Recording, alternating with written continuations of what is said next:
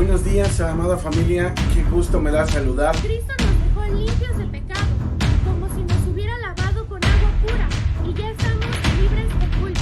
Había sido una oración contestada por Dios.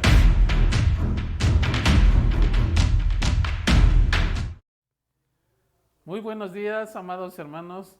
Dios les bendiga. Continuamos, ¿verdad?, con nuestros devocionales y hoy nos toca el número 69. Y vamos a hablar de una lectura en Proverbios 28, 13, que dice: el que encubre sus pecados no prosperará, mas el que los confiesa y se aparta alcanzará misericordia. Entendemos, ¿verdad?, nosotros que pecado es toda desobediencia, toda rebelión, toda perversión delante de Dios, ¿verdad? No cumplir con los mandamientos que Dios nos ha dado.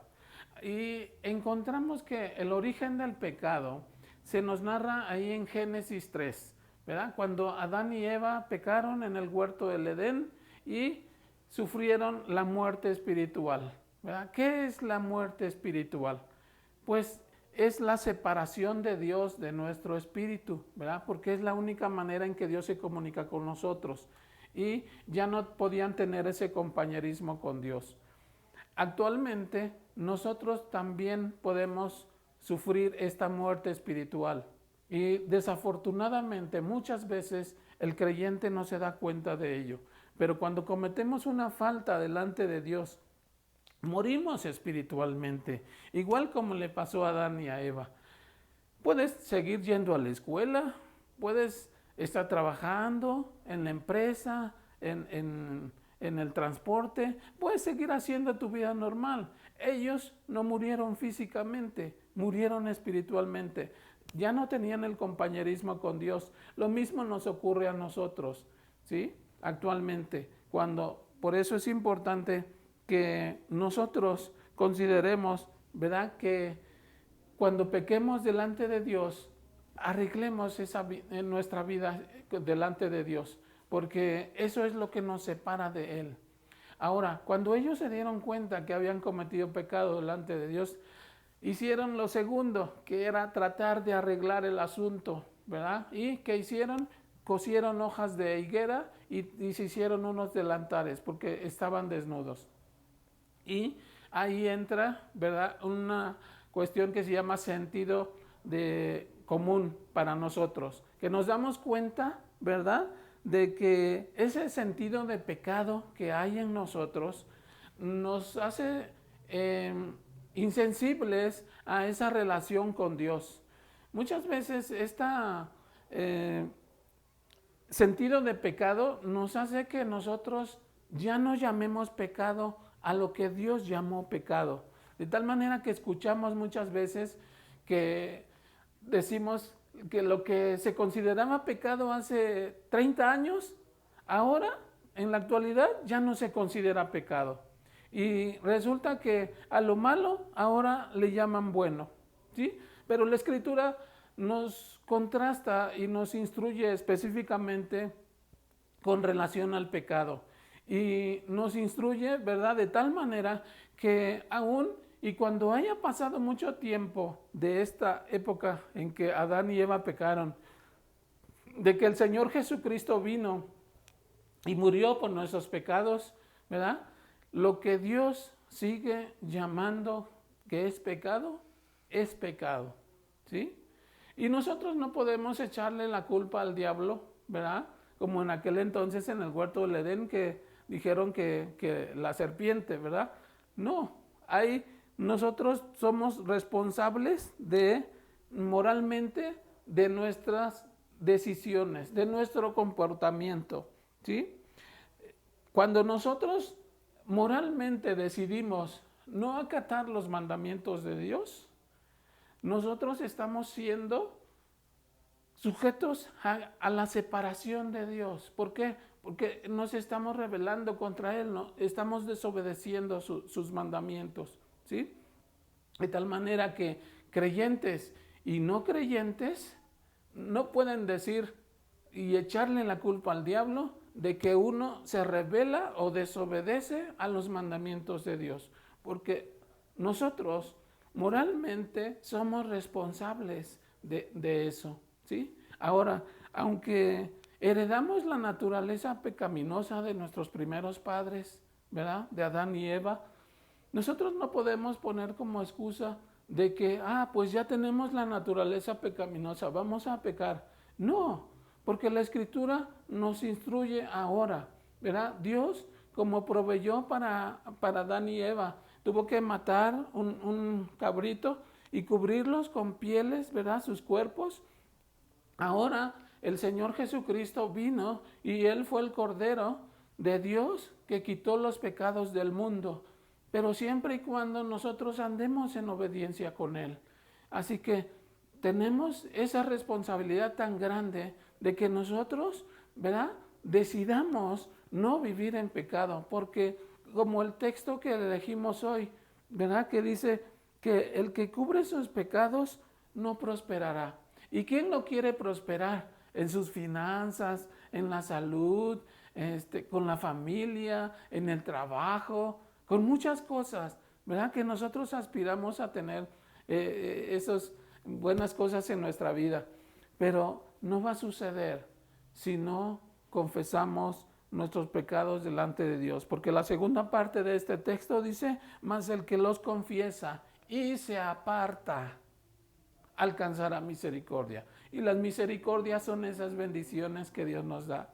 Recordemos que el Señor Jesucristo también hizo hincapié en esto. Cuando alguna persona era llevada o tenía una enfermedad y era por pecado en su vida, le decía, tu fe te ha sanado, vete y no peques más, ¿verdad? Entonces para nosotros es igual. No podemos nosotros moralmente decir, ¿verdad?, que otras personas tienen la culpa de lo que nos está pasando a nosotros. Actualmente muchas personas le echan la culpa al gobierno, le echan la culpa a la religión, o hay otros que le echan la culpa a la familia inclusive, ¿verdad?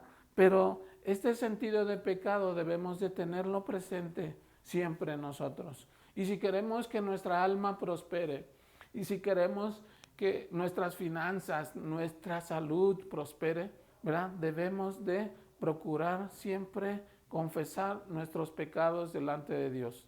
En la predicación de hoy en la mañana, nuestro pastor mencionaba eso precisamente, ¿verdad? Que muchas veces por falta de madurez queremos echarle la culpa a otros, ¿verdad? Y no aceptar nuestra responsabilidad directa, ¿sí?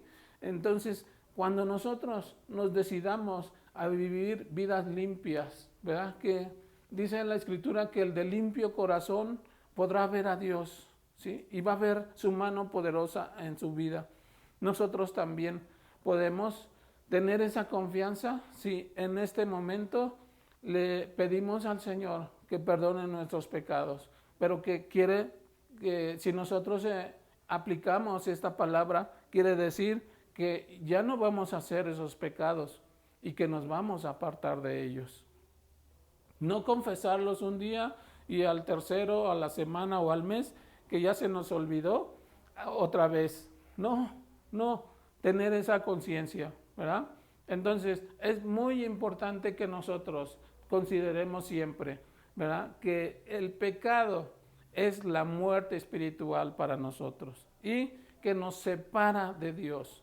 No podemos ser bendecidos por Dios cuando tenemos pecado en nuestra vida.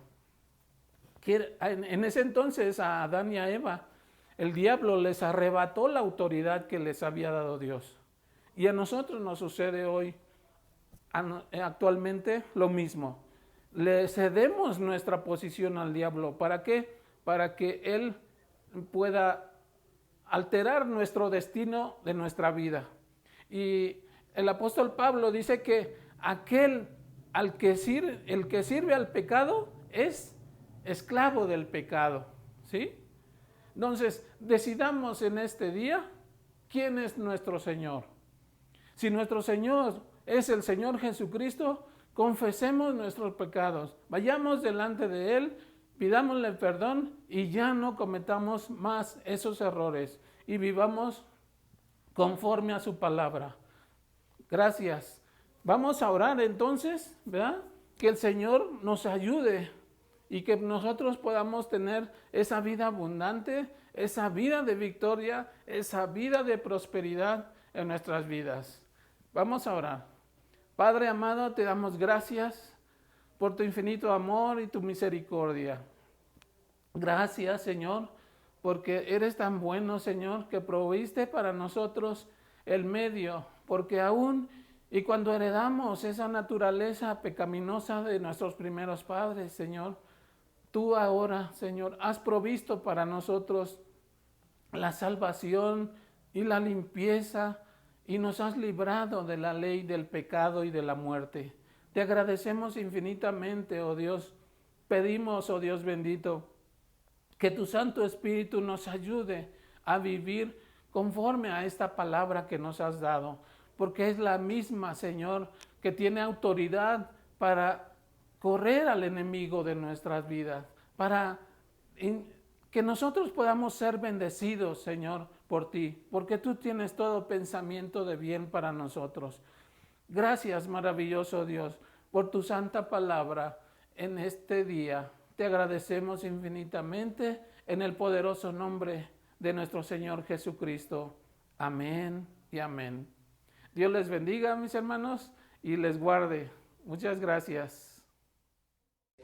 Es pues la fe la certeza de lo que se espera, la convicción de lo que no se ve. Hombres y mujeres que menciona Hebreos 11 nos habla que obedecieron al Señor sin cuestionar absolutamente nada. Yo te pido que tú bendigas a cada uno de los que están viendo este video, que tú bendigas también a cada familia y nos puedas proteger con tu sangre preciosa, porque necesitamos de tu